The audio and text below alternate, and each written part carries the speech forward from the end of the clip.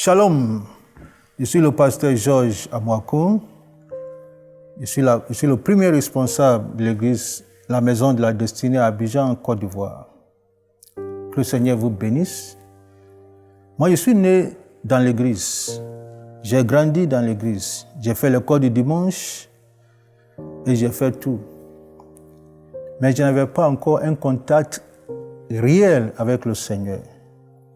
Et je me rappelle, à l'âge de 17 ans, après avoir échoué à mon examen,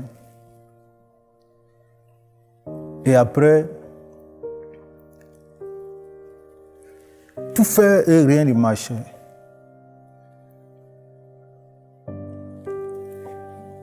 un ami à moi m'a réellement parlé de Christ. Christ que je connaissais étant petit, mais avec qui je n'avais pas une relation personnelle intacte et intime. Et j'ai donné ma vie à Christ. Voici comment ça a commencé. Dans ma famille, il y a un plafond scolaire. Chaque personne dans ma famille, parmi mes frères et mes cousins qui va à l'école, ne dépasse pas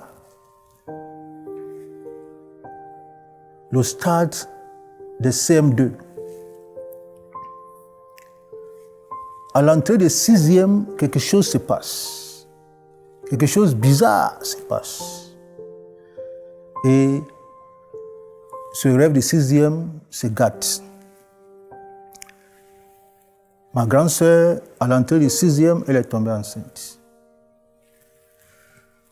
Mon grand frère, à l'entrée de 6e, juste à l'entrée de 6e, elle est tombée gravement malade.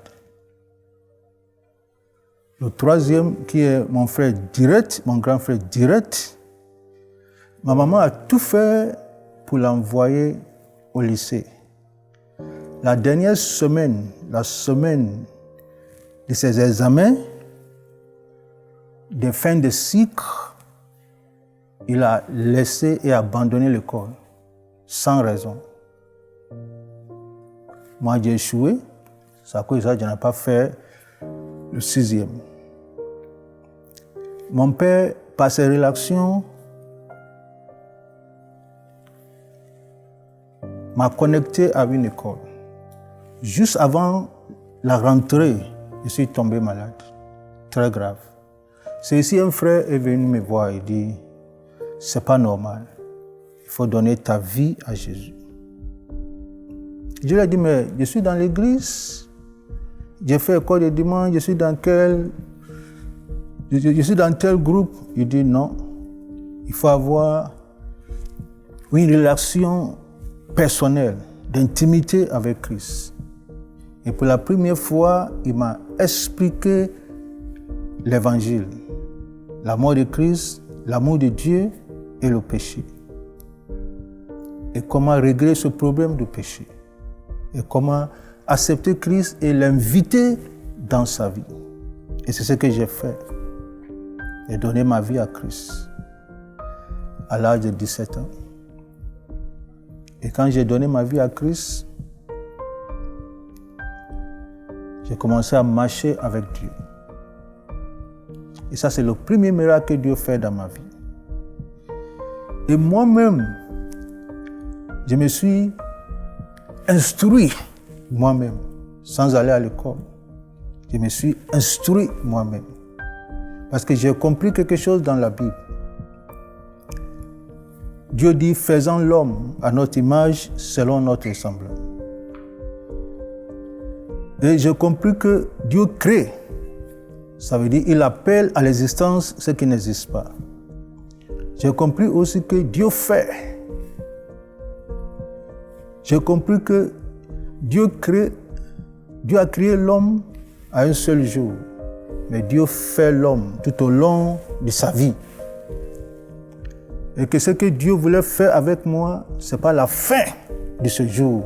C'est maintenant même le commencement de ce que Dieu va faire avec moi et dans ma vie. J'ai compris aussi que ce n'était pas ma faute d'être en bas, mais ça peut être de ma faute de ne pas vouloir m'élever. J'ai pris ma destinée en main. Je ne suis pas allé à l'école, mais je me suis instruit moi-même.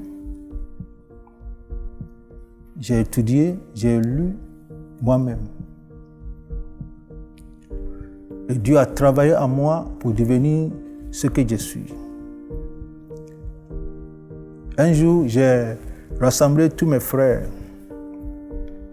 et je lui ai fait un constat de ce plafond scolaire. Et nous avons prié, imploré la grâce de Dieu, cherché sa face. Et Dieu a ôté ce sol. Et à l'heure où je parle, nos enfants ont dépassé ce plafond que les pères ne pouvaient pas franchir. En dehors de ça, Dieu m'a appelé à le servir.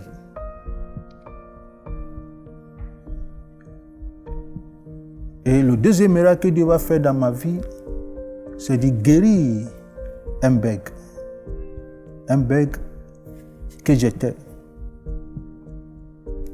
Je ne pouvais pas m'exprimer, mais il m'a guéri. Non seulement il m'a sauvé, il m'a aussi guéri.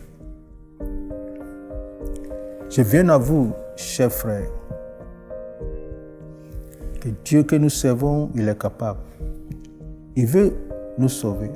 Il veut vous sauver. Il veut te sauver. Quel que soit ce que tu traverses, ça peut être un échec, ça peut être une maladie, ça peut être quelque chose, un problème de foyer. Mais quel que soit le problème, nous servons un Dieu qui sauve, un Dieu qui guérit, un Dieu qui transforme. À travers mon échec scolaire, Dieu m'a restauré. Dieu m'a sauvé. Il veut te sauver. C'est lui qui nous a formés. Le diable nous a déformés. Et Dieu est revenu au travers de son Fils Jésus pour nous transformer et pour nous conformer à l'image de son Fils. Et il a dit, venez à moi, vous tous qui êtes fatigués et chargés, je vous donnerai du repos. Il veut te donner du repos. Il veut donner du repos à ton âme agitée. Il veut t'apporter la paix, une tranquillité dans l'esprit.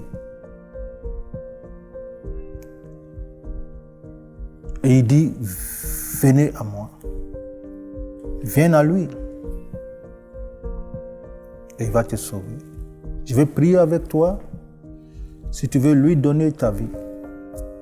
Peut-être tu es comme moi, tu vas à l'église comme je partais.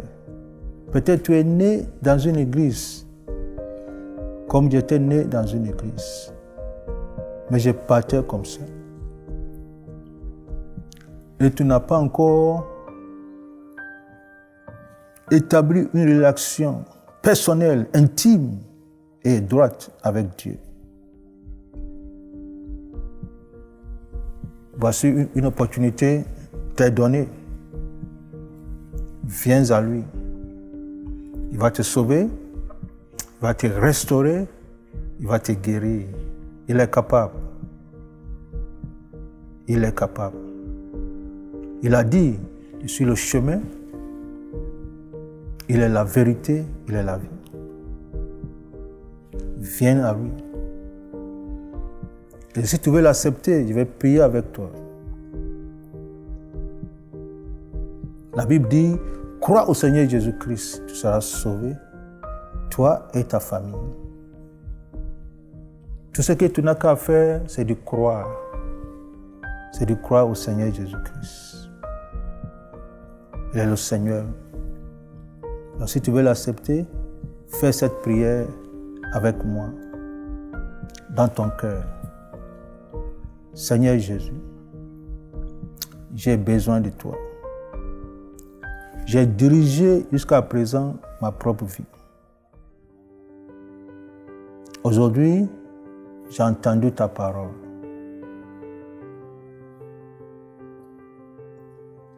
Je t'invite dans ma vie. Viens dans ma vie. Prends la première place de ma vie. Je te confesse comme Seigneur et Sauveur de ma vie.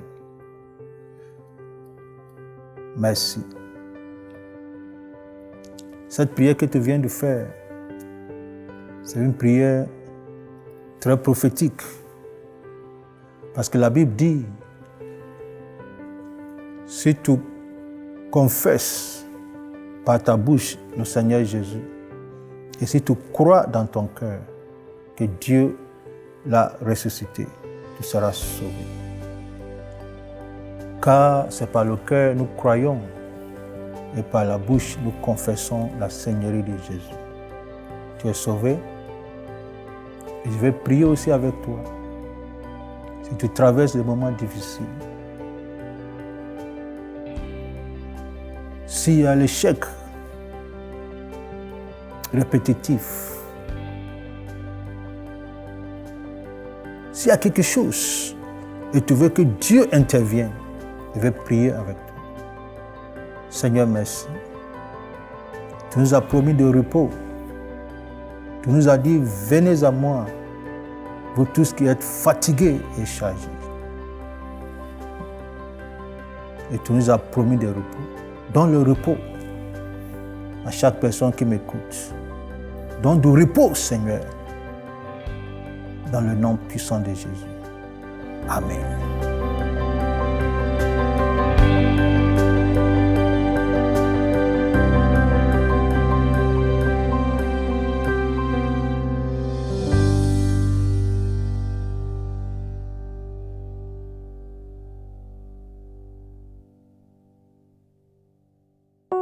Cette émission est rendue possible grâce au précieux soutien des partenaires d'Enseigne-moi Canal International. Retrouvez tous nos programmes sur emcitv.com.